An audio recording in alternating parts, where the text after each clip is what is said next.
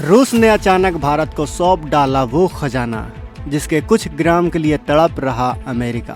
दोस्तों, रूस ने रातों रात भारत के सपोर्ट में एक ऐसा ऐतिहासिक और रणनीतिक दांव चल दिया है जिसने चीन और अमेरिका दोनों की नींद उड़ाकर रख दी है। पूरी दुनिया जहां आज भी सिर्फ तेल और गैस के पारंपरिक कुएं के पीछे भाग रही है, वहीं रूस ने बहुत ही खामोशी से भारत के हाथ में वो अनमोल खजाना सौंप दिया है जो भविष्य की ग्लोबल इकोनॉमी और हाईटेक इंडस्ट्री की असली चाबी मानी जाती है, यानी रेयर अर्थ मिनरल्स। दशकों से दुनिया के इस पूरी सप्लाई चेन पर चीन अकेला अपना दादागिरी और एकाधिकार जमा कर बैठा हुआ था और अमेरिका सिर्फ उसे रोकने की कागजी प्लानिंग ही कर रहा था। लेकिन अब मॉस्को से एक ऐसी सनसनीखेज खबर आई है जो इंटरनेशनल पॉलिटिक्स के अंदर पूरा का पूरा नक्शा ही बदल कर रख देगी। रूस ने भारत को सिर्फ खनिज या फिर कच्चा माल ही नहीं दिया है, बल्कि पूरी टेक्नोलॉजी और प्रोसेसिंग का वो गुप्त एक्सेस सौंप दिया है जिसके कुछ ग्राम के लिए आज अमेरिका जैसा सुपर पावर भी तरस रहा है, क्योंकि भारत के वैज्ञानिक और रूस की इस फौलादी दोस्ती ने ऐसा कारनामा कर दिखाया है जिसे देखकर पूरी दुनिया हैरान है। तो चलिए आज के इस धमाकेदार वीडियो में मैं आपको भारत की इसी महाकामयाबी के बारे में बताऊंगा। लेकिन वीडियो में आगे जाने से पहले अगर आप भी भारत की इस ऐतिहासिक रणनीतिक जीत को सलाम करते हैं तो इस वीडियो को लाइक करके कमेंट बॉक्स में जय हिंद जरूर लिखें।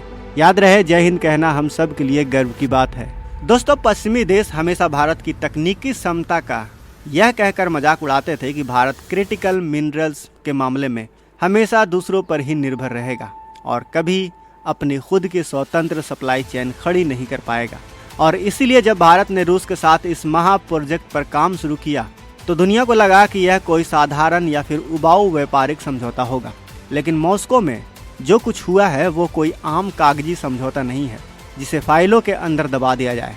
रूस की सबसे बड़ी और परमाणु क्षेत्र की सबसे ताकतवर सरकारी कंपनी रोसाटॉम और भारत की दिग्गज कंपनी नेक्सॉन जियोकेम ने फुल साइकिल प्रोजेक्ट यानी पूर्ण चक्र परियोजना पर आधिकारिक मुहर लगा दी है। इसका सीधा सा मतलब यह है कि अब भारत को सिर्फ खदानों से निकला कच्चा माल ही नहीं मिलेगा, बल्कि उस कच्चे माल को शुद्ध करने और उसे फाइनल हाईटेक प्रोडक्ट में बदलने तक का पूरा एडवांस सिस्टम और भारत की धरती पर ही तैयार किया जाएगा।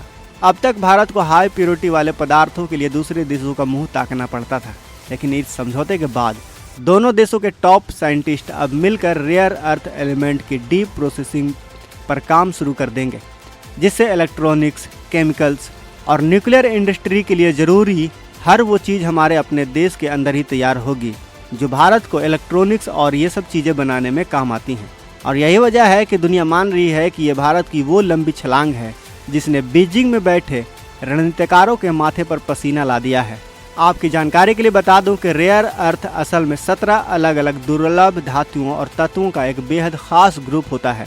नाम भले ही इसका रेयर यानी दुर्लभ है, लेकिन ये मिट्टी में लगभग हर जगह मिल जाते हैं। अब सवाल उठता है कि फिर असल दिक्कत कहाँ से आती है? जब ये मिट्टी में हर जगह पाए जाते हैं तो इसे हर देश क्यों नहीं बना पाता?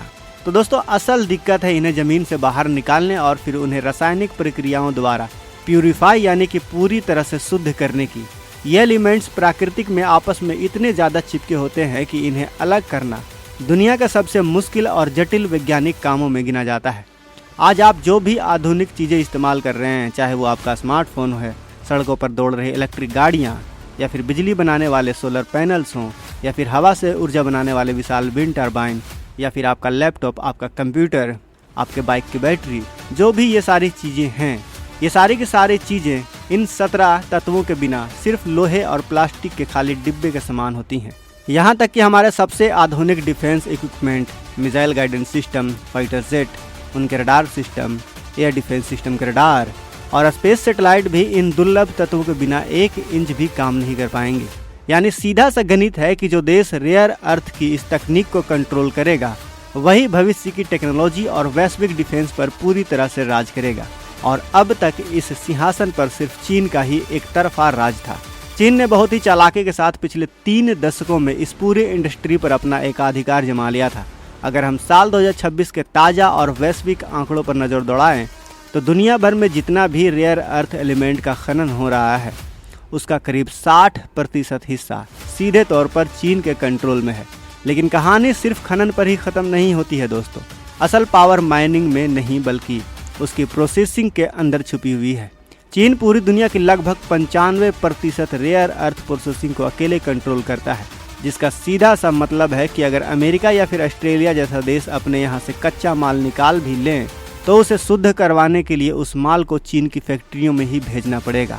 चीन ने अपनी इस अद्वितीय प्रोसेसिंग पावर को हमेशा एक रणनीतिक हथियार के तौर पर इस्तेमाल किया है। जब भी किसी देश ने चीन के खिलाफ आवाज उठाने की जरूरत की, चीन ने उसे तुरंत अपनी रेयर अर्थ की सप्लाई चेन को धीमा कर दिया है और दुनिया को दिखा दिया है या फिर उस देश को दिखा दिया है कि अगर उसने इस सप्लाई चेन को पूरी तरह से रोक दिया तो दुनिया की पूरी टेक कंपनी रातों रात बर्बाद हो जाएगी। अमेरिका जैसा सुपर पावर भी इस खौफनाक हकीकत को भली भांति जानता है और इसीलिए वो अंदर ही अंदर चीन की इस ताकत से घबराता है।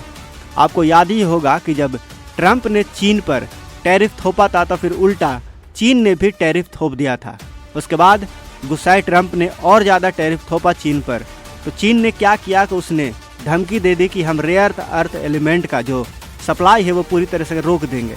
और इसी वजह से बस इतने ही भर से अमेरिका की सारी सिट्टी पिट्टी गुम हो गई थी और मजबूरन उसने जो चीन पर टैरिफ लगाया था वो हटा लेना पड़ा था। सोचिए, अब सबसे बड़ा सवाल उठता है कि रूस ने यह बेशकीमती खजाना और तकनीक भारत के लिए ही क्यों खोली है? क्या यह सिर्फ हमारी पुरानी दोस्ती का नतीजा है? तो इसका जवाब यह है कि जियोपॉलिटिक्स के खेल में कोई भी कदम सिर्फ भावनाओं में बहकर नहीं उठाया जाता, बल्कि उसके पीछे एक बहुत गहरी और दूरदर्शी रणनीति काम कर रही होती है।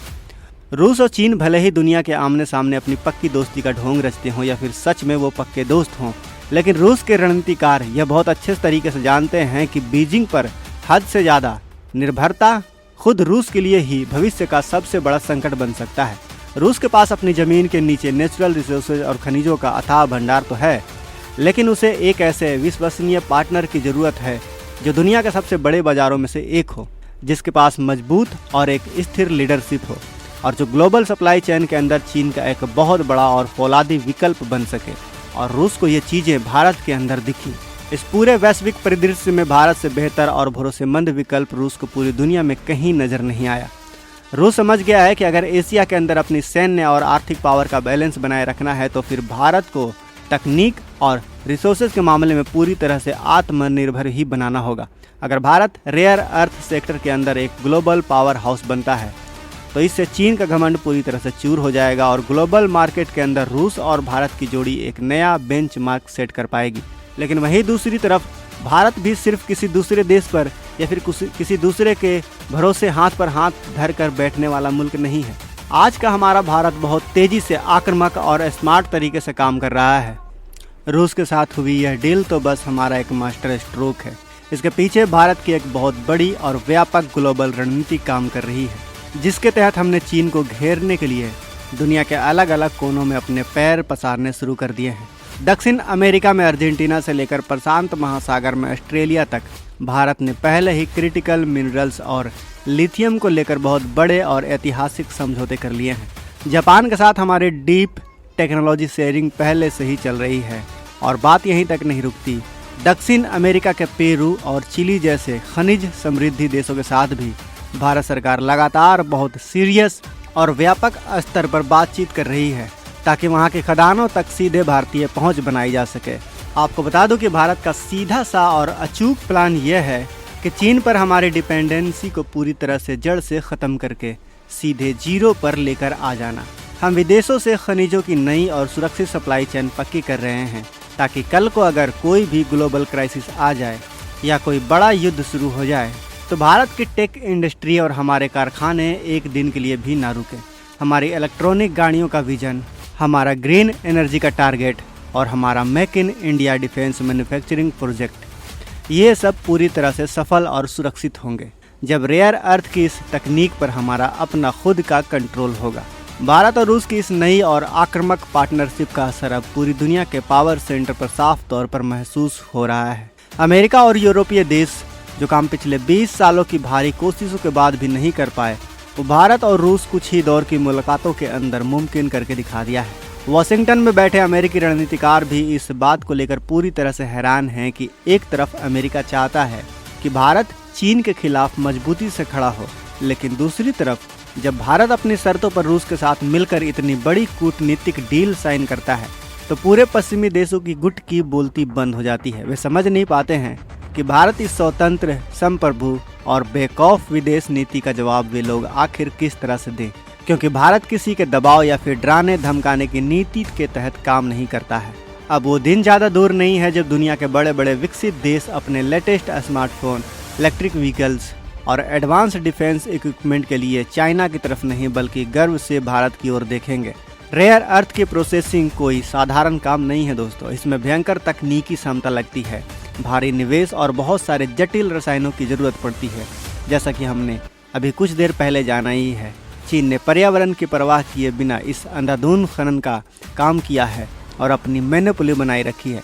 लेकिन भारत और रूस का जो यह फुल साइकिल प्रोजेक्ट है, यह तकनीकी रूप से काफ़ी आधुनिक, इको फ्रेंडली और पूरी तरह से सुरक्षित होने वाला है। रोसाटोम जैसी दिग्गज कंपनी अपने सबसे एडवांस प्रोसेसिंग टेक्नोलॉजी हमारे वैज्ञानिकों के साथ साझा करने जा रही है, जिसका सीधा और सबसे बड़ा फायदा हमारे न्यूक्लियर सेक्टर और स्पेस सेक्टर को मिलने वाला है, जिससे इसरो के आने वाले डीप स्पेस मिशन और हमारे खुद के बनाए हुए एडवांस डिफेंस रडार सिस्टम अब किसी भी विदेशी सप्लाई के मोहताज नहीं रहेंगे। और यही वजह है कि आज जब भारत ने रूस के साथ मिलकर इस अदृश्य और बेशकीमती तकनीक को अपने नाम कर लिया है, तो हमारे दुश्मनों का मुंह खुला का खुला रह गया है। तो दोस्तों, आज के इस वीडियो में बस इतना ही। वीडियो पसंद आई हो तो इस वीडियो को एक प्यारा सा लाइक जरूर करें। और क्या भारत को रूस के साथ मिलकर ऐसे और प्रोजेक्ट पर काम शुरू करना चाहिए? क्या लगता है आपको? अपनी बहुमूल्य राय कमेंट बॉक्स में ज़रूर बताएं, क्योंकि आपके विचार ही इस कूटनीतिक चर्चा को आगे बढ़ाते हैं। अगर आपने अभी तक इस चैनल को सब्सक्राइब नहीं किया है तो ऐसे ही धमाकेदार और सच्ची रक्षा खबरों को लगातार देखते रहने के लिए चैनल को सब्सक्राइब करना ना भूलें। मिलते हैं अगले वीडियो में। जय हिंद, जय भारत।